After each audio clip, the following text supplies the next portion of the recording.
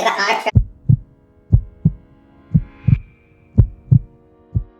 up, guys? It's your boy Dali Amor. And it's Ray Love. Welcome back to Trends Talk Today. And if you're new to this channel is about us giving facts, stating our opinions, and you guys starting the discussion. Alright, so let's get into our first topic.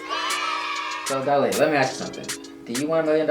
I would love $1 million. Do you know George Clooney? No, unfortunately I don't. That's the first story. So if you guys haven't heard the GQ interview from George Clooney, who was recently named the Icon of the Year, according to their magazine, he recently revealed that back when he was just an actor, well, he's still an actor, but back when he was acting and doing movie scenes and he didn't have kids, didn't have a wife, he was just solo. He invited 14 of his friends to his house and he said, you know what guys, I've done so much around the world, I've traveled, I became a successful actor, and I want to give you guys something. And what did he give them? He gave his 14 closest friends $1 million each. How do you feel about that? I feel kind of like jealous. You know what I'm saying? Because jealous, but I feel happy for them being, you know, friends and him being appreciative of them being with him during his journey, etc. I have a couple of different feelings that I get off of this. Like, there's a little bit of jealousy there because it's kind of like, dang, why can't I have friends? A person can also look at it in a way to where you give a person $1 million. That's kind of like in some form putting a price on friendship. Because it's like, yes, $1 million and whoop-de-doo, but then it's kind of like, should it have been more due to like, you know, I mean, it's weird because it's like, it's really like, you gave me $1 million. And then on some level, a person, of course, like you'd be crazy not to accept that. But then it's kind of like, is this all I am worth to you? Giving me this, like, does what? I mean, yes, it helps me, etc. But I'm pretty sure if they're friends of him, they also have their own source of income as well. How does that sit with a person? You know, I mean, of course, if he gave that to me, me not knowing him. You know what I'm saying? I'm like, wow, you are so amazing. And then it's not really putting a price on friendship. It's more of a, you just did this big gesture for a stranger. But for a friend, I don't know, because some friends, they reject less. They're like, oh no, you don't have to do that. You know, we're friends or whatever the case is. I understand what you're trying to do, but that's not necessary. I mean, I see your point. I think that, you know, it's his money at the end of the day. Mm-hmm. If he does feel like these 14 people, great, they impacted him and, you know, his career has taken off and he wants to give back, he should. If I was the 15th friend, however, I would feel a little, you know, like, come on. Oh, you know.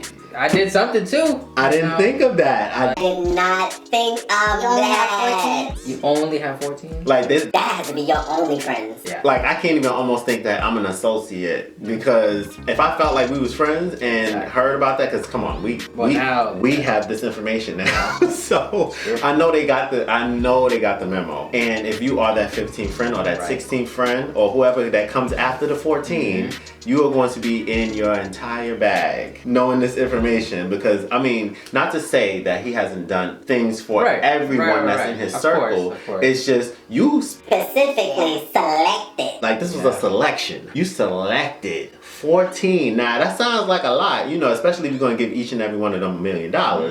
But you selected. Which means that you put them on a certain standard and pedestal for that to be able to be eligible for this $1 million. Like I said, again, it's his money. He can do what he wants. Or what if I really thought I was his best friend and he didn't choose me? I would feel a little hurt. We fighting. I'm sorry. I know, because you had me thinking I was your best friend. Right.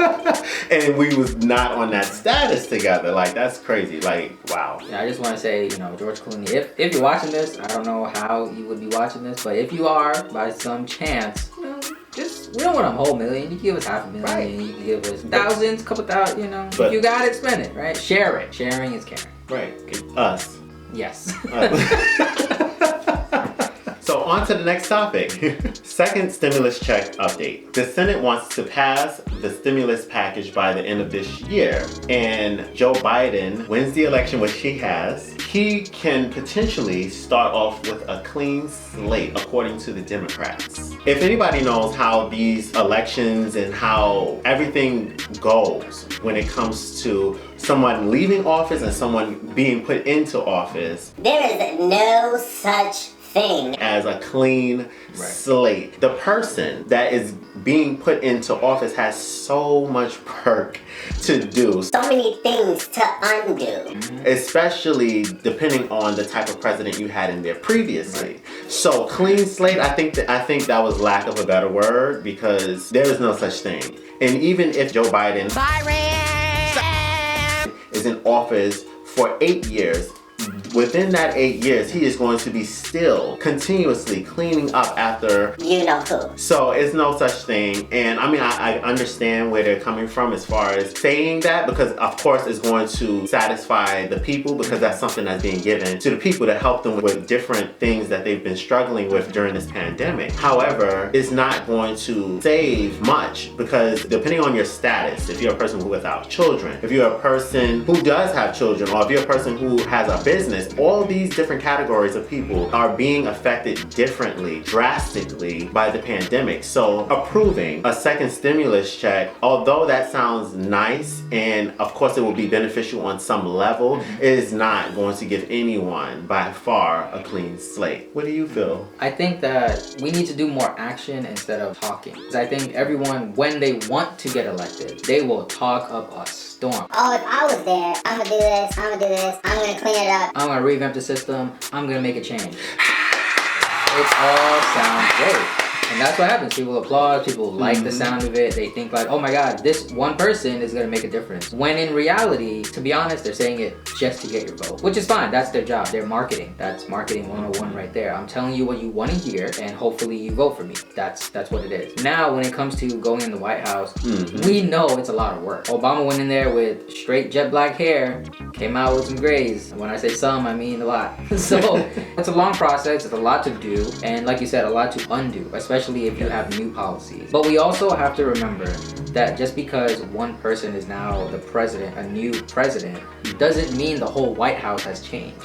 Exactly. You need to understand that just because you guys voted for this person and they are in there, it's not like they rule the kingdom. It's not like that. They are really just the head person that we kind of get a statement from, or that we look to as the leader of the country. To revamp the White House, it's gonna take a long time. 4 years goes by really quickly, but a lot has been done in those 4 years. So one, you have to change many policies which have already been instated. Two, you have to also look at your personnel and really know who is on your team for the right reasons, because obviously the same people that were there are still there unless they were fired. And then number three, you need to think about keeping your promise. You said all these things and you made these promises and you're in there now. Now it's about taking those words and putting it into action. It's a lot on his plate. Thank goodness he has a younger vice president and someone who is more ambitious, it seems like, and wants to do things for the people. Hopefully they can work on it together and they can actually make a change. Moving right along to our next story, which is about Taylor Swift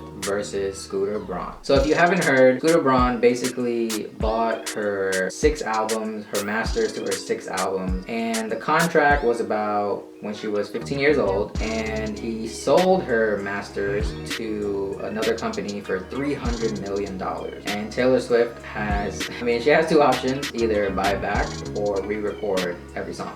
There's so many different things that I know of when it comes to the music industry. If you know anything about anything, if you've watched something, like if you have a favorite artist that was someone who came from the 80s, 90s, different things like that, you know that they had so many different types of controversies dealing with contracts and who owns this, who's getting this money, who's entitled to what. Especially this one kind of surprised me a little bit more than what I'm used to hearing, because what I'm used to hearing is these type of things happening to minority artists. Taylor Swift, really? I mean, this was just crazy. Like so mind-boggling, because it was so unexpected. Like when I heard about this story, I was like, what? What do you mean Taylor Swift? You must be talking about somebody else.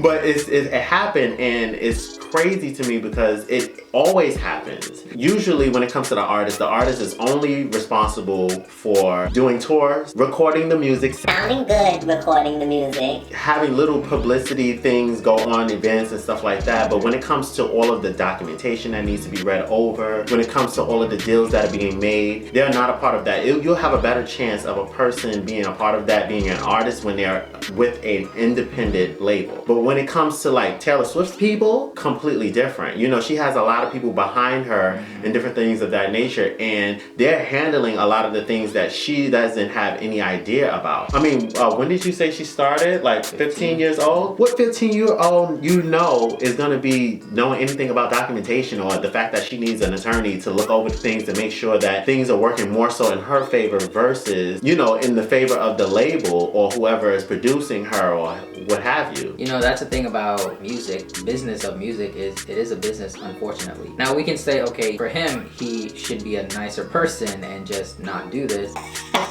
The contract, you know, if the contract is what it is, then that's what you signed. And unfortunately, you can't go back on it. It hurts because it's literally my music, my voice. I obviously did 6 albums. You know how long it takes to do one song? Imagine doing 6 albums. That's a lot. That is a lot. And to say, oh, you can just buy it back, but it's like, it doesn't even make any sense. And now she's gonna re-record, you know, I don't know if she's gonna do all her songs or some songs or whatever her plan is gonna be. It's very strange, it's very weird. I think that this is why you do need attorneys and you do need people on your team, especially when you're young. Because, you know, if you're going to the music industry and somebody says, here, sign this contract, you're gonna get a star tomorrow, you might just sign it and think like, okay, I'm just doing it for money and I'm doing it for fame and I'm gonna be great. Well, when you're dealing with a label, remember, the label is a business. They're in it to make money. Some people, like you mentioned about independent, like Chance the Rapper, is strictly independent. He doesn't have to worry about anything. Everything that he does, the money goes to him. If you're in a business where you're making money in a group of people, such as a label and your record executives and all these people are also making money, you gotta really think there's some shady things going on. Also, with this story, she apparently signed an NDA stating that she can't say anything negative about Scooter Braun. And I mean, look, there's loopholes because just because I can't say nothing negative, right. I'm gonna be like, look, I'm gonna need y'all to put this information out there.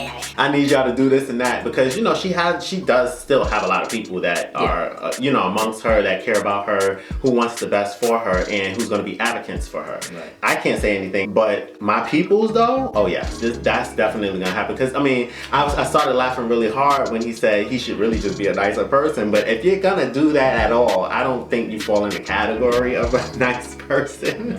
Because I mean, that's so malicious. You out of the person that bought this, you know good and well that the amount of work that had to go into this in order for a person to even be where they are right now. Like, this is their legacy that you just bought and then you sold it. It's like it meant nothing, and this person has worked, all of the people that was behind her doing this, create these albums and to create her sound and her look and different things of that nature. It's like you literally just erased all of that by just putting it in some random person's hands that was willing to give you a certain amount of money for it. And yes, during this time of the world that we're in right now, I guess in his mind he was like, do or die. Because look, at the end of the day, look, I don't know what's going to happen. I need this money. And I mean, I guess she'll just deal with that situation later, but he has made it to where he's not in the fault of anything besides just not being a nice person. But he covered all bases, and that's the thing that's dangerous about it. Like, and that brings us to the end of this episode. Thank you guys so much for watching. Don't forget to like, comment, and subscribe. If you want to be fancy, you can like a, comment a, and subscribe a. Oh.